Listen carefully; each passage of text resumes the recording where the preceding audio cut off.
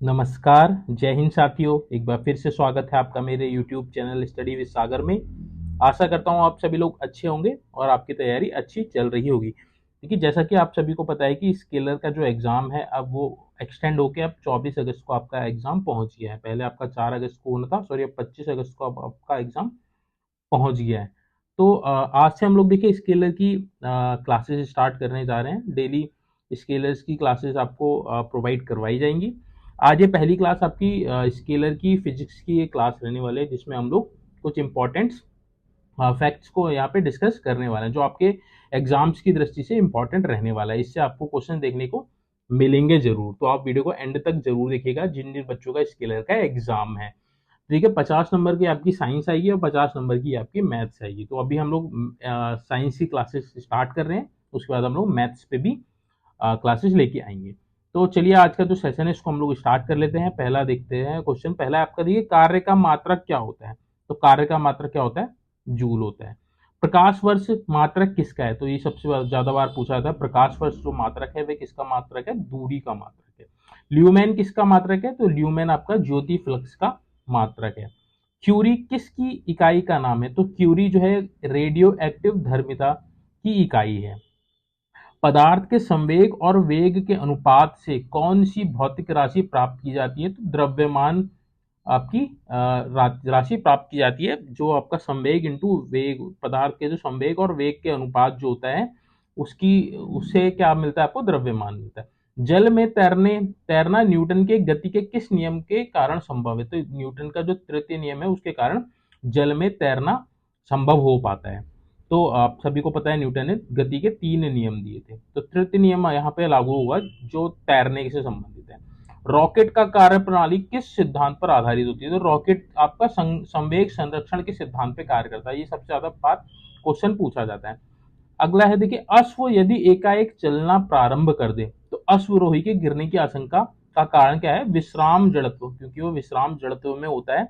एकदम से जब अश्व चलना स्टार्ट कर देता है तो अश्वरोही क्या होता है? एकदम से विश्राम जड़त्व से की पोजीशन से क्या आता है? वो रनिंग में आ जाता है। तो इसलिए विश्राम जड़त्व के कारण अश्वरोही की गिरने की आशंका होती है। कालीन की सफाई के लिए यदि एक छड़ से पीटा जाए तो उसमें कौन सा नियम लागू होता है? तो गति का पहला नियम लागू होता है। आगे बढ़ते हैं, अगला हम लोग देख लेते हैं। अगला है देखिए, समुद्र के प्लवन करते आइसबर्ग का कितना भाग समुद्र की सतह से ऊपर होता है? तो कितना होता है? 1/10 होता है आपका। अगला है आपका, प्रकाश वोल्टीय सेल के प्रयोग से सौर ऊर्जा का रूपांतरण किस करने का करने के किसका उत्पादन होता है? किसका उत्पादन होता है? प्रकाशीय ऊर्जा का। स्वचालित वाहनों में द्रव चलित ब्रेकों का इस्तेमाल वस्तुतः किस नियम का सीधा अनुप्रयोग है? तो पास्कल के नियम का। जब दूध को प्रबल ढंग से मढ़ा जाता है तो उसमें से क्रीम किस कारण से अलग हो जाती है? किस कारण से होती है? अपकेंद्र बल लगता है उसके कारण। जेट इंजन किसके संरक्षण के सिद्धांत पर कार्य करता है? तो रैखिक संवेग के सिद्धांत पर कार्य करता है जेट इंजन। किसी तुल्यकारी उपग्रह के उपग्रह की पृथ्वी पृथ्वी से सतह से ऊंचाई लगभग कितनी होती है? तो कितनी होती है? 3600 किलोमीटर होती है। नेक्स्ट आपका देखिए, पृथ्वी के गुरुत्वाकर्षण का कितना भाग चंद्रमा के गुरुत्वाकर्षण के सबसे नजदीक है? तो 1/6। वर्षा की बूंदों का आकार गोलाकार किस कारण होता है? तो पृष्ठ तनाव के कारण होता है।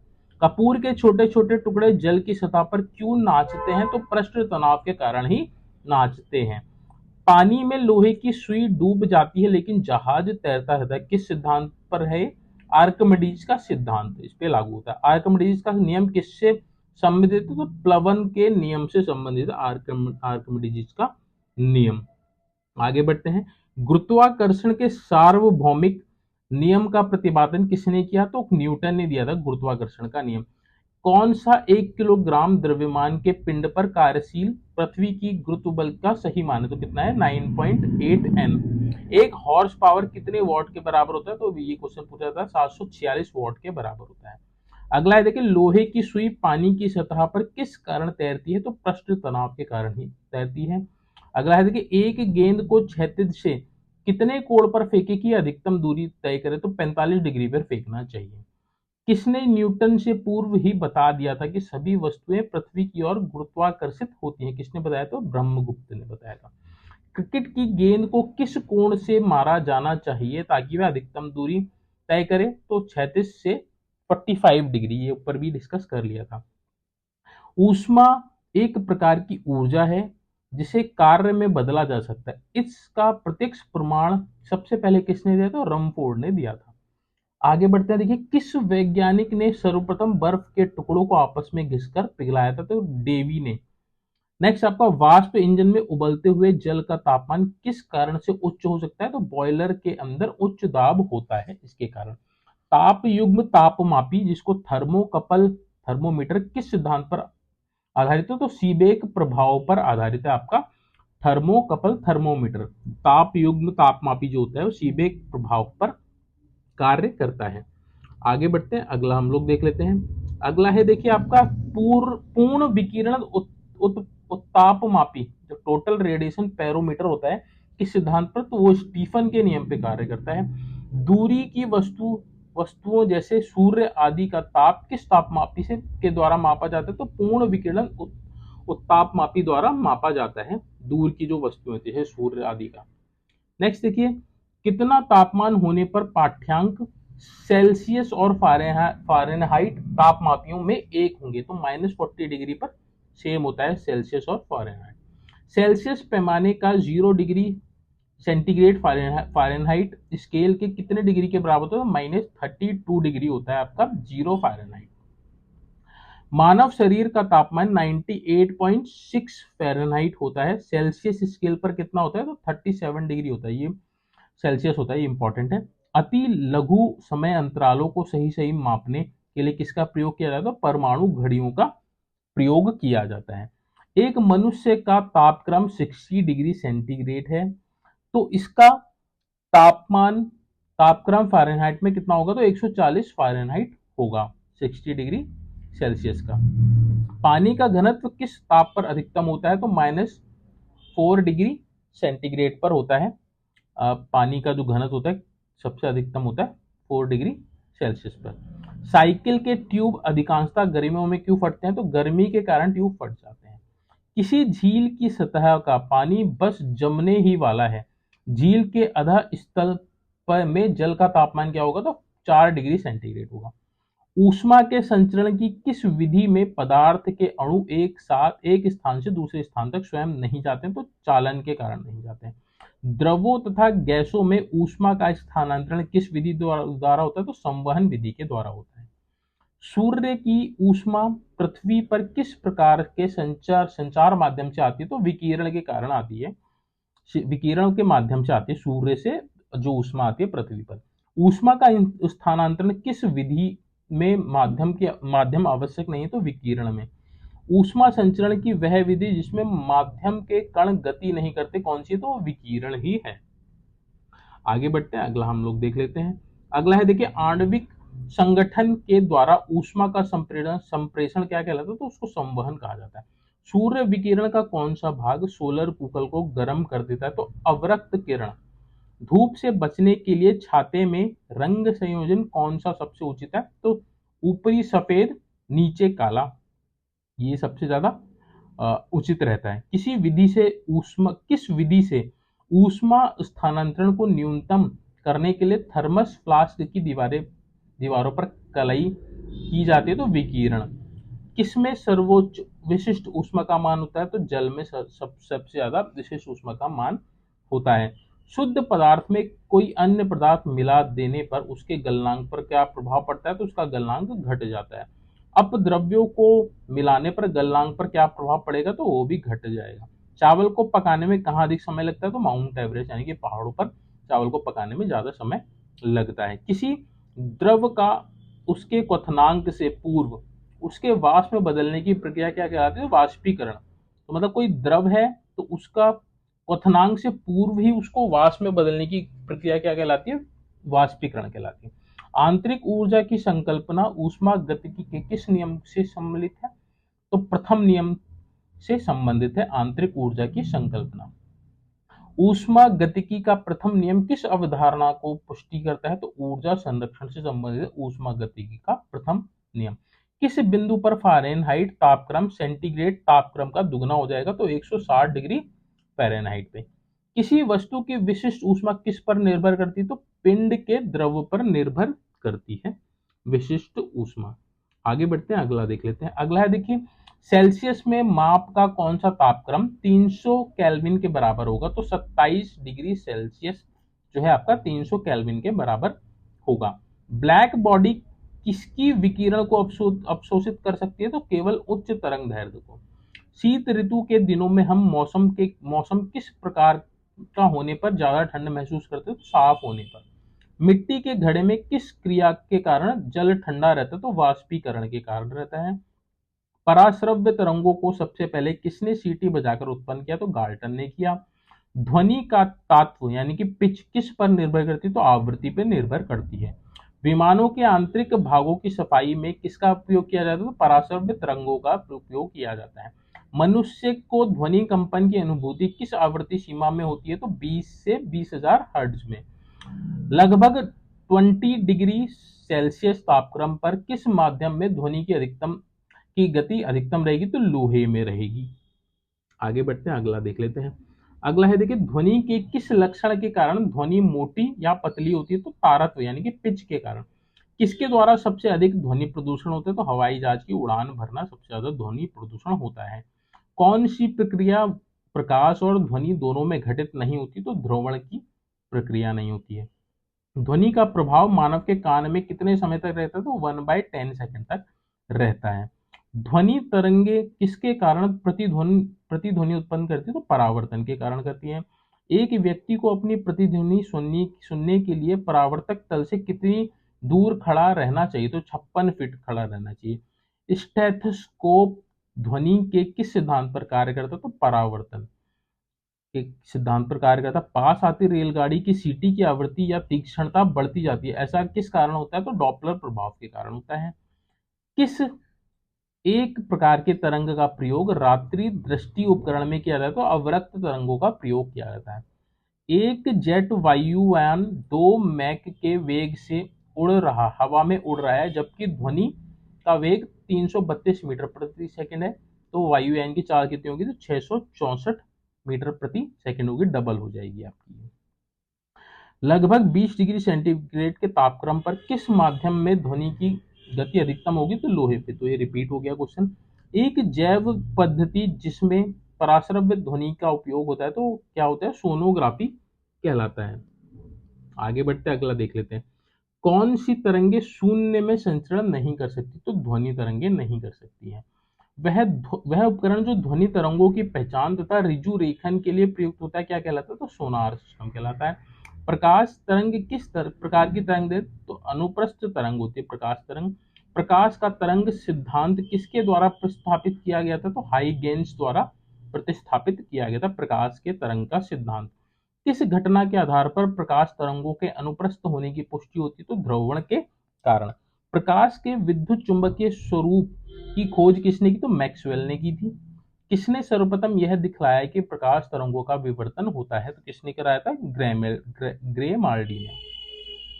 कौन सी घटना प्रकाश और ध्वनि दोनों में घटित नहीं होती है? तो ध्रुवण की घटना नहीं होती। कौन सा सिद्धांत प्रकाश के तरंग प्रकृति की पुष्टि करता है? व्यतिकरण का सिद्धांत। चंद्रमा से पृथ्वी तक आने में प्रकाश को लगभग कितना समय लगता है? तो 1 सेकंड लगता है। सूर्य की रोशनी को पृथ्वी तक पहुंचने में लगभग कितना समय लगता है? तो 8 मिनट 16 सेकंड इतना समय लगता है सूर्य की रोशनी को पृथ्वी तक पहुंचने में। आगे बढ़ते हैं, अगला देख लेते हैं। अगला है देखिए, अगला है आपका वायु में प्रकाश की गति कितनी होती है? तो 3 इंटू 10⁸ मीटर पर सेकंड होती है। इंपॉर्टेंट है, पूछा जाता है। सूर्य ग्रहण के समय सूर्य का कौन सा भाग दिखाई देता है? तो कीरट, जिसको कोरोना भी बोला जाता है। तो ये भी इंपॉर्टेंट है, ये भी पूछा जाता है। पानी से भरे किसी बर्तन में पड़ा एक सिक्का किस कारण थोड़ा उठा हुआ प्रतीत होता है? तो प्रकाश के अपवर्तन के कारण होता है। पानी में डूबी एक छड़ किस संपत्ति के कारण मुड़ी दिखाई देती है? तो ये भी प्रकाश के अपवर्तन के कारण। किसके कारण आकाश नीला दिखाई देता है? तो प्रकीर्णन, जिसको स्कैटरिंग भी बोला जाता है। तो ये भी पूछा जाता है। प्रकीर्णन के कारण जो आकाश होता है वह नीला दिखाई देता है। सूर्योदय और सूर्यास्त के समय आसमान में लाल रंग किसके कारण होता है? प्रकीर्णन के कारण ही होता है। इंद्रधनुष में किस रंग का विक्षेपण अधिक होता है? तो बैगनी रंग का विक्षेपण अधिक होता है। सूखा बालू चमकीला क्यों दिखाई देता है जबकि गीला बालू श्रुतिहीन होता है? तो इसका कारण क्या है? परावर्तन। पेरिस्कोप बनाने में कौन से दर्पण का प्रयोग होता है? तो समतल दर्पण का प्रयोग होता है। आगे बढ़ते हैं, अगला देख लेते हैं। अगला है देखिए, साबुन के पतले झाग में चमकदार रंगों का बनना किस परिघटना का परिणाम है? तो बहुलित परावर्तन और व्यतिकरण। पिछली साइड के ट्रैफिक को देखने के लिए ऑटोमोबाइल में किस प्रकार के दर्पण का प्रयोग होता है? तो उत्तल दर्पण का प्रयोग होता है ट्रैफिक को देखने के लिए ऑटोमोबाइल में। आगे बढ़ते हैं, अगला देख लेते हैं। वाहन के अग्रदीपों हेडलाइट में किस प्रकार के दर्पण का प्रयोग होता है? तो परवलयिक दर्पण का प्रयोग होता है जो हेडलाइट्स होती हैं वाहनों में। कार चलाते समय अपने पीछे के यातायात को देखने के लिए किस प्रकार के दर्पण का? उत्तल दर्पण का। इनको हमने डिस्कस कर लिया। मानव की आंख में रेटिना पर कैसा प्रतिबिंब बनता है? तो वास्तविक और उल्टा बनता है। इंपॉर्टेंट है। जब कोई वस्तु दो समानांतर समतल दर्पणों के बीच में रखी जाती है तो बने हुए प्रतिबिंब की संख्या अनंत होती है। यदि एक व्यक्ति दो समतल दर्पण जो 60 डिग्री कोण पर अनंत है के बीच खड़ा है तब उसके कितने प्रतिबिंब होंगे? तो 5 प्रतिबिंब उसके बनेंगे। हम पृथ्वी के पृष्ठ पर सूर्य का प्रकाश प्राप्त करते हैं। यह प्रकाश किस प्रकार की किरण पुंज है? तो समानांतर किरण पुंज है। डायोप्टर किसकी इकाई है? तो लेंस की क्षमता की इकाई है डायोप्टर। श्वेत प्रकाश कितने रंगों के मेल से बनता है? तो 7 रंगों के मेल से बनता है। किस रंग की तरंगदैर्घ्य अधिकतम होती है? तो लाल रंग की। सूर्य की किरणों में कितने रंग होते हैं? तो 7 रंग होते हैं। यदि वायुमंडल ना हो तो पृथ्वी के आकाश का आकाश किस रंग का दिखाई देगा? तो काला दिखाई देगा। फोटोग्राफी कैमरे का कौन सा भाग आंख के रेटिना की तरह कार्य करता है? तो फिल्म। कैमरे में किस प्रकार का लेंस उपयोग किया जाता है? उत्तल लेंस का प्रयोग किया जाता है कैमरे में। आगे बढ़ते हैं, अगला देख लेते हैं। अगला देखिए, मानव की आंख वस्तु का प्रतिबिंब किस भाग पर बनता है? तो मानव की आंख में जो वस्तु का जो प्रतिबिंब बनता है रेटिना में बनता है। आंख के किस भाग द्वारा आंख में प्रवेश करने वाले प्रकाश की मात्रा नियंत्रित होती है? तो आइरिस के द्वारा। नेत्र दान में दाता की आंख के किस हिस्से को प्रतिरोपित किया जाता है? तो कार्निया को किया जाता है। स्वस्थ नेत्र के लिए स्पष्ट दृष्टि की न्यूनतम दूरी कितनी होती है? तो 25 सेंटीमीटर होती है। यदि कोई व्यक्ति दूर की वस्तु को स्पष्ट नहीं देख सकता है तो उसकी दृष्टि में कौन सा दोष है? तो निकट दृष्टि दोष है। दूरदृष्टि दोष से पीड़ित व्यक्ति के चश्मे में कौन से लेंस का प्रयोग किया जाता है? तो उत्तल लेंस का प्रयोग किया जाता है दूरदृष्टि में। चश्मा प्रयुक्त करने वाले व्यक्तियों को सूक्ष्मदर्शी का प्रयोग किस प्रकार करना चाहिए? उन्हें चश्मा पहने रहना चाहिए। एक मनुष्य 1 मीटर से कम दूरी की वस्तु को स्पष्ट नहीं देख सकता है तो वह किस दोष से पीड़ित है? तो दूरदृष्टि दोष से पीड़ित है। घड़ी के बारीक पुर्जों को देखने के लिए किस लेंस का प्रयोग होता है? तो आवर्धक लेंस का प्रयोग होता है। दूर की वस्तुओं के निरीक्षण के लिए किस प्रकाशिक यंत्र का प्रयोग किया जाता है? दूरदर्शी का प्रयोग किया जाता है। तंतु प्रकाशिक संचार में संकेत किस रूप में प्रभावित होते हैं? तो प्रकाश तरंग के रूप में प्रवाहित होते हैं। कांच में कौन सा एक पराबैंगनी किरणों का विच्छेदन कर सकता है? तो क्रुक्स कांच पराबैंगनी किरणों का विच्छेदन कर सकता है। आगे बढ़ते हैं, अगला देख लेते हैं। अगला देखिए, प्रकाश के प्रकारों में से किनका पौधे द्वारा तीव्र अवशोषण होता है? तो नीले और लाल रंग का होता है। जब प्रकाश की तरंगे वायु से कांच में होकर गुजरती है तो कौन सा परित्र प्रभावित होता है? तो केवल तरंगदैर्घ्य और वेग। निकट दृष्टि दोष दूर करने के लिए कौन सा लेंस उपयोग में लेके आते हैं? तो कॉनकेव लेंस का प्रयोग किया जाता है। अवतल लेंस हमेशा किस प्रकार का प्रतिबिंब बनाते हैं? तो आभासी प्रतिबिंब बनाते हैं अवतल लेंस हमेशा। संचार में प्रयुक्त फाइबर ऑप्टिकल केबल जो होती है किस सिद्धांत पर कार्य करते हैं? तो प्रकाश के पूर्ण आंतरिक परावर्तन पर कार्य करते हैं। ये इंपॉर्टेंट है, पूछा जाता है। श्वेत प्रकाश को नली में कैसे पैदा करते हैं? तो तंतु को गर्म करके करते हैं। प्रकाश की गति किसके बीच से जाते हुए न्यूनतम होती है? तो कांच में न्यूनतम होती है। किस तिथि को दोपहर को अपनी छाया सबसे छोटी होती है? तो 21 जून को। फोटोन किसकी यूनिट या फिर मात्रा है? तो प्रकाश की मात्रा है, प्रकाश की यूनिट है फोटोन। विकिरण की कण विकिरण की कण प्रकृति की पुष्टि किससे की जाती है? तो प्रकाश विद्युत प्रभाव से की जाती है। आगे बढ़ते हैं, अगला देख लेते हैं। अगला है आपका, देखिए, अबिंदुक का दोष दूर करने के लिए किस लेंस का प्रयोग किया जाता है? तो सिलेंडरी लेंस का प्रयोग किया जाता है अबिंदुकता का दोष दूर करने के लिए। प्रत्यावर्ती धारा को दिष्ट धारा में किसके द्वारा बदला जाता है? तो रेक्टिफायर के द्वारा बदला जाता है प्रत्यावर्ती धारा को दिष्ट धारा में। बिजली के बल्ब का फिलामेंट किस तत्व का बना होता है? टंगस्टन का बना होता है। ट्यूबलाइट में व्यय ऊर्जा का लगभग कितना भाग प्रकाश में परिवर्तित होता है? तो 60 से 70% भाग परिवर्तित होता है। तड़ित चालक का आविष्कार किसने किया? तो बेंजामिन फ्रैंकलिन ने किया था तड़ित चालक का आविष्कार। मानव शरीर के विद्युत प्रतिरोध के परिणाम को की कोटि क्या है? तो 10 की घात 6 ओम है। विद्युत उत्पन्न करने के लिए कौन सी धातु का प्रयोग किया जाता है? यूरेनियम का प्रयोग किया जाता है। एकीकृत परिपथ में प्रयुक्त अर्धचालक चिप किसकी बनी होती है? तो सिलिकॉन की बनी होती है चिप। यदि किसी प्रारूपी पदार्थ का वैद्युत प्रतिरोध गिरकर शून्य हो जाता है तो उस पदार्थ को क्या कहते हैं? उस पदार्थ को अर्धचालक कहा जाता है। स्थिर वैद्युत अवक्षेपित्र का प्रयोग किसे नियंत्रित करने के लिए किया जाता है? तो वायु प्रदूषक को नियंत्रित करने के लिए किया जाता है। लोह चुंबकीय पदार्थों के भीतर परमाणुओं की असंख्य अति सूक्ष्म संरचनाओं को क्या कहते हैं? तो डोमेन कहा जाता है।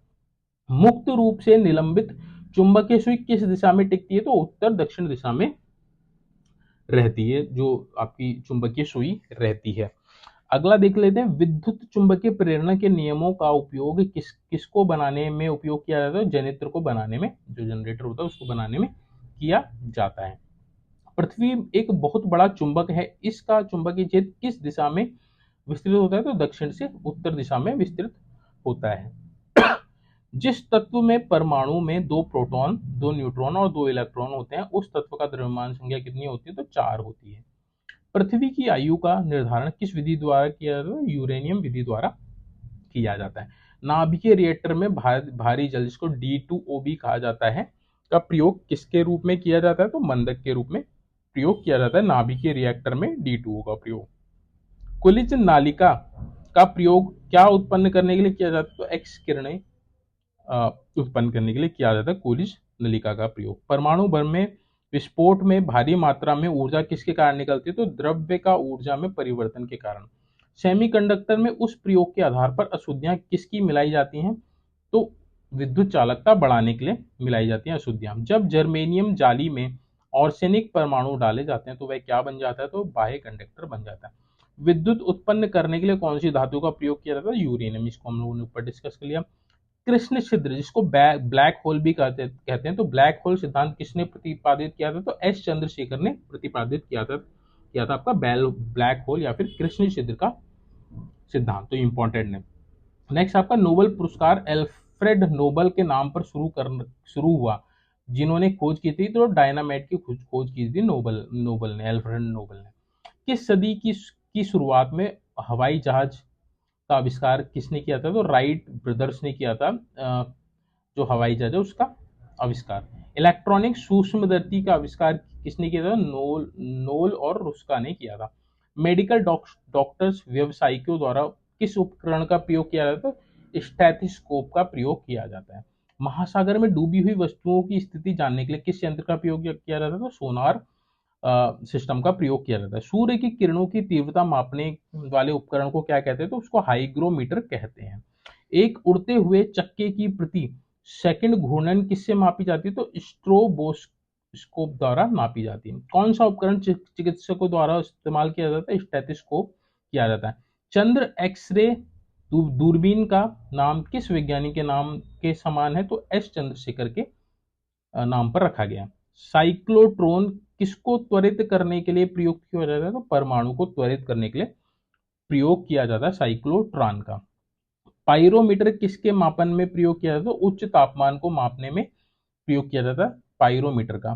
कूलिज नलिका का प्रयोग कूलिज नलिका का प्रयोग क्या उत्पन्न करने के लिए किया जाता है? तो एक्स किरणें उत्पन्न करने के लिए किया जाता है आपका कूलिज नलिका का प्रयोग। तो देखिए ये थी आज की क्लास, जिसमें हम लोगों ने फिजिक्स के इम्पोर्टेंट्स फैक्ट्स को हम लोगों ने यहाँ पे डिस्कस किया है, जिसमें से आपको देखने परीक्षाओं में क्वेश्चन देखने को जरूर मिल सकते हैं।